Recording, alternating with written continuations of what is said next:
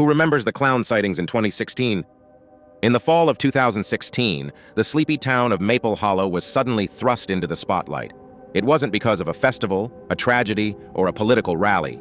It was because of a clown. It started like it did in other towns across the country. A few social media posts, blurry photos, whispers in school hallways. Did you see the clown by the woods? Someone said he was holding a balloon, just standing there. At first, no one took it seriously. It was just part of the bizarre 2016 clown sighting trend sweeping the internet. Most people figured it was teenagers looking for attention, maybe even a viral marketing stunt. But for 15-year-old Jamie Collins, it became something much more real. Jamie lived on the outskirts of Maple Hollow, right near the old Miller cornfield. It hadn't been harvested in years, left to dry and rot, stalks withered and brown like skeletal fingers clawing at the sky. On October 17th, Jamie was walking home from a friend's house just after sunset, the sky bruised purple and orange. He cut through the cornfield like he always did, his flashlight flickering in the cold air. That's when he saw it.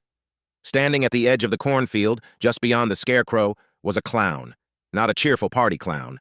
This one wore a stained, antique-looking suit with long coattails and a mask that looked more like a doll's face than a human one. Pale white, with a fixed, painted smile that didn't match the dead look in its eyes. In one gloved hand, it held a single red balloon. The balloon didn't float. It just drooped lifelessly, as if even helium wanted nothing to do with it. Jamie froze. The clown didn't move. It didn't wave. It didn't speak. Then slowly, the balloon dropped from its hand and hit the dirt. Jamie ran. He didn't stop until he was inside his house, out of breath and white as a sheet. His parents didn't believe him, of course. "It's Halloween season," his mom said. "Probably just some kid messing around."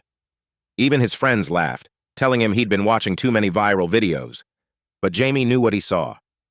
A few days later, a local farmer reported trampled stalks in the cornfield and strange footprints, too large to be a child's, too wide to be normal. The scarecrow had been torn apart, straw guts everywhere. In its place was the balloon. The sightings stopped by November, just like they had in other towns. But Jamie never forgot. Even now, years later, he avoids the cornfield, especially in October, especially at dusk. Because sometimes, when the wind is just right and the stalks rustle like whispers, he swears he can still see a pale face watching from the shadows, waiting.